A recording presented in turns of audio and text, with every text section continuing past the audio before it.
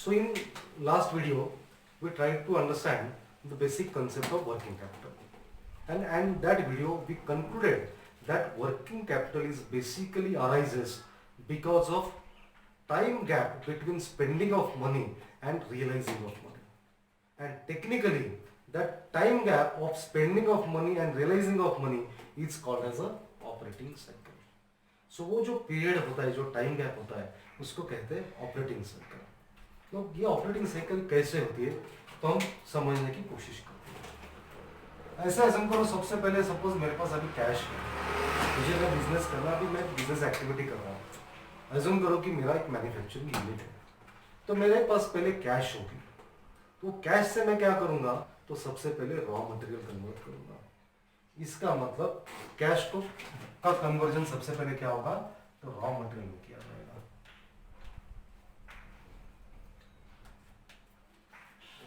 So cash का raw material में conversion किया जाएगा. फिर क्या होगा, ये रॉ मटेरियल के ऊपर लेबर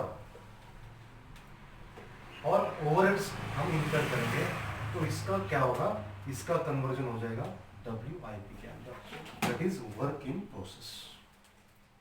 फिर जैसे कि हमने कैश था, कैश में से रॉ मटेरियल परचेज किया, रॉ मटेरियल को हमने शॉप फ्लोर के ऊपर उतार दिया, स्टोर में से ट्रांसफर कर दिया, शॉप फ्लोर को दे दिया.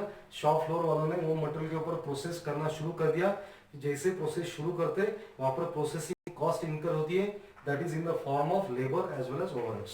सो फिर वो रॉ मटेरियल सबसे पहले सेमी फिनिश गुड बन जाता है, WIP हो जाता है. फिर WIP का क्या होता है, उसका कन्वर्जन हो जाता है फिनिश गुड्स के अंदर. फिर ये फिनिश गुड्स जब बनता है, तो फिर फिनिश गुड्स बनने के बाद में उसको हम सेल करते हैं.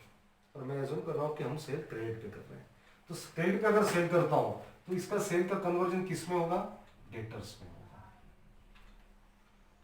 और फिर ये डेटर्स के पास से कैश आएगी.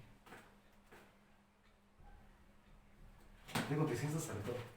कैश सबसे पहले मेरे पास क्या था, तो कैश था. कैश को मैंने क्या कर दिया, रॉ मटेरियल में कन्वर्ट कर दिया. रॉ मटेरियल पे लेबर और ओवरहेड्स इनकर करके वहां पर क्या किया मैंने, उसको WIP बना दिया. WIP के ऊपर और लेबर ओवरहेड्स करके उसको फिनिश गुड्स में कन्वर्ट कर दिया. और ये फिनिश गुड्स से जो बाद में मैंने सेल किए क्रेडिट के ऊपर, तो ये डेटर्स में हो गए, और फिर ये डेटर्स हमको कैश दिए.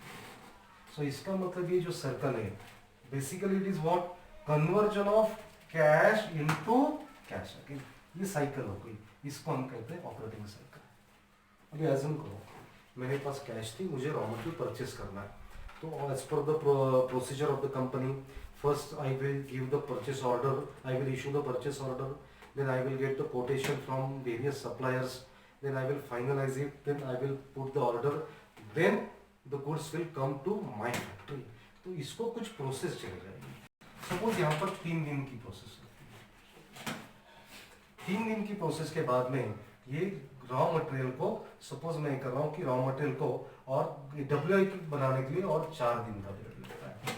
ये 3 डेज, ये 4 डेज. 4 डेज के अंदर सेमी फिनिश बन गया. 4 डेज के बाद में उसको फिनिश गुड्स बनने के लिए फिर से और 3 दिन का पीरियड चाहिए, और 3 दिन हो गए. उसके बाद में जब फिनिश गुड्स जब बन जाती है, तो मेरे पास जैसा कि मैंने कहा कैश में से रॉ मटेरियल गया, रॉ मटेरियल पहले स्टोर में आ गया, स्टोर में से वो शॉप फ्लोर पे चले गया, शॉप फ्लोर को यहाँ पे उसके ऊपर प्रोसेसिंग शुरू हुआ. वो स्टेज वाइज जब उसके ऊपर प्रोसेस होता है, तो पहले कुछ स्टेज कंप्लीट हो गई तो WIP बन गया. फिर फर्दर प्रोसेसिंग पे चले गया, फिनिश गुड्स हो गए. फिनिश गुड्स जब तैयार हो गए, वो फिर से वेयर हाउस में आ गए या फिनिश गुड्स डिपार्टमेंट में आ गए, जहां पर उसको क्लीन किया गया, उसको पैकिंग कर दिया गया, उसके ऊपर लेबलिंग किया, मार्केट प्राइस टैग हो गया. फिर वो सेल्स के लिए रेडी हुआ, और फिर उसको सेल किया डेटर्स को. फॉर एग्जाम्पल वहां पर और एक 5 दिन लग गए. सही बात है. तो ये मैंने बेच दिया, तो ये 5 दिन लग गए. 5 दिन लगने के बाद में सपोज मैंने डेटर्स को दिया, और डेटर्स को मैंने 30 दिन का क्रेडिट दे दिया. कितने दिन का, 30 डेज का, यहाँ पर 5 डेज. तो अभी देखो एक साइकिल कैसे हो गई. मेरे पास कैश थी, कैश जो थी, कैश का क्या हुआ, कैश को मैंने रॉ मटेरियल में कन्वर्ट करने के लिए 3 दिन लग गए. फिर WIP के लिए 4 दिन लग गए और 3 दिन, टोटल 7 दिन लग गए मुझे उसको फिनिश गुड्स में कन्वर्ट करने के लिए। फिर 5 दिन लग गए उसको सेल के लिए रेडी करने के लिए, उसके ऊपर और 30 डेज लग गए उनके पास से कैश आने के लिए। सो इसको अगर मैं काउंट करता हूँ 3 + 4 7 + 3 10 + 5 15 + 30, इसका मतलब ये हुआ कि ये मेरा 45 डेज का सर्कल हो गया। सो जब मैं कैश स्पेंड कर रहा हूँ रॉ मटेरियल के लिए, उसके 45 दिन के बाद में मेरे पास कैश आने वाली है। सो ये मेरा टोटल पीरियड कितना बन गया, 45 डेज, और this 45 days is the period of 1 cycle. So मेरा बिजनेस के अंदर जो भी एक ऑपरेटिंग साइकिल है उसका पीरियड कितना हो गया, 45 डेज। अभी इसमें मैं एज्यूम करता हूँ कि यहाँ पर जरूरी नहीं है कि मेरे पास जब कैश थी तो टोटल रॉ मटेरियल मैंने कैश में परचेस किया, ये जरूरी नहीं है। कुछ मटेरियल मैंने हो सकता है क्रेडिट पे भी परचेस किया होगा, और वो जो मैंने क्रेडिट पे परचेस किया, सपोज उन्होंने मुझे 15 दिन का क्रेडिट दे दिया, क्या हुआ, 15 दिन का क्रेडिट। तो यहाँ पर टोटल मेरा पीरियड कितना है, 45 डेज का, उसमें कि 15 दिन का मुझे क्रेडिट मिल गया, तो एक्चुअल मेरा नेट अभी ऑपरेटिंग साइकिल बन गया 30 डेज का। सो नेट 30 डेज का, इसका मतलब ये होता है कि 30 दिन का जो भी मेरा डेली वर्किंग एक्सपेंसेस है, that will be my working capital. So ये operating cycle is that will linked with working capital. So जितना मेरा ऑपरेटिंग साइकिल का पीरियड है वो हिसाब से मेरी रिक्वायरमेंट होती है। सो इसका मतलब क्या होगा, जितना ऑपरेटिंग साइकिल पीरियड कम है उतनी वर्किंग कैपिटल की रिक्वायरमेंट कम रहेगी, जितना पीरियड ज्यादा है उतनी वर्किंग कैपिटल की रिक्वायरमेंट ज्यादा होगी। तो यहाँ पर 30 डेज आ गया मेरा ऑपरेटिंग साइकिल पीरियड। अल्टीमेटली मैंने debtors current asset minus current liabilities दे दिया। ये देखो, ये 45 डेज का जब मैंने पीरियड कैलकुलेट किया, उसमें क्या क्या इंक्लूड किया, cash, raw material, WIP, finish goods और debtors. These all are the components of current assets. उसमें से मैंने क्या माइनस किया, 15 दिन का क्रेडिट माइनस किया। क्यों? Because that is a credit period which is I am availing from my supplier. Means जिसके पास से मैं परचेस कर रहा हूँ वो मुझे 15 दिन का क्रेडिट पीरियड मिला है। और whenever I purchase the goods और raw material on the credit, मैं जिनके पास से परचेस करता हूँ they are called as creditors, and creditors is a part of current liability. So ultimately क्या हुआ, current assets minus current liability. तो लेकिन यहाँ पर अमाउंट में कैलकुलेट ना करते हुए मैंने पीरियड में कैलकुलेट किया। सो 30 days is the period of 1 operating cycle. और अगर सपोज मैं ये मानता हूँ कि अगर साल में, अगर suppose in 1 year there are 360 days of working days, there are 360 days of 360 working days, अगर टोटल 360 डेज है, एक मेरा ऑपरेटिंग साइकिल पीरियड है 30, तो यहाँ पर टोटल 12 साइकिल लगेंगे मुझे। 360 डिवाइडेड बाय 30, सो मुझे टोटल नंबर ऑफ साइकिल्स लगेंगे 12। तो ये 12 साइकिल के लिए मुझे जो भी रिक्वायरमेंट होती है, इसका मतलब ये 30 दिन जो मेरा ऑपरेटिंग साइकिल पीरियड है, 30 दिन मुझे लगते हैं for converting cash into cash again. तो यहाँ पर मुझे अगर 30 दिन का पीरियड है, मैंने आज कैश स्पेंड किया और फिर से मेरे पास कैश आने के लिए अगर 30 दिन लगते हैं, तो ये 30 दिन के अंदर जो भी मेरे एक्सपेंसेस होते हैं उसको फाइनेंस करने के लिए मुझे अलग से कैश की अरेंजमेंट करनी पड़ती है। That arrangement is working capital. इसके लिए हमने जैसा भी देखा कि 2 अलग अलग डेफिनेशन थे वर्किंग कैपिटल के, current asset minus current liability is equal to working capital, और the money required to finance day to day expenses. यहाँ पर 30 दिन के एक्सपेंसेस को फाइनेंस करने के लिए मुझे जो पैसा चाहिए वो working capital. And one thing is final, that working capital is arises or working capital is required only and only because of operating cycle. And what is operating cycle?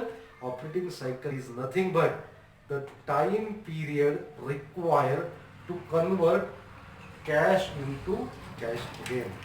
और जितना ज्यादा ऑपरेटिंग साइकिल का period है उतना working capital की requirement ज्यादा होगी, जितना ऑपरेटिंग साइकिल का पीरियड कम है उतना पीरियड कम रिक्वायरमेंट कम होगी।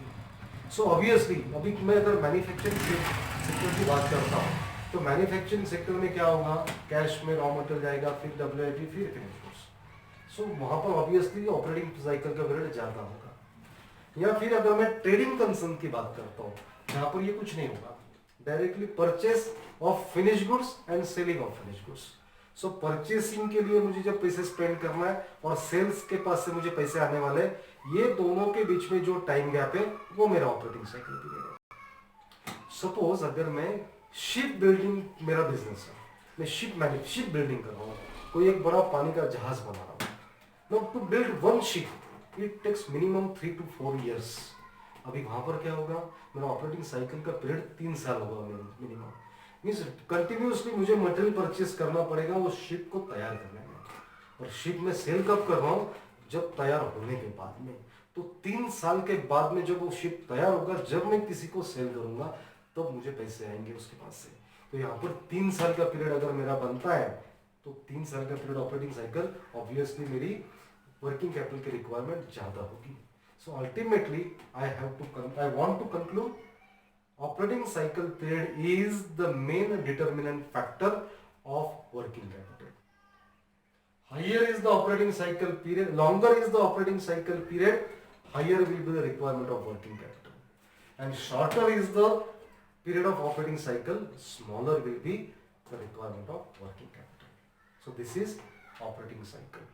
Now what we have to see, we have to see the current assets and current liabilities, that is the components of current assets and components of current liabilities, that we will see in our next video.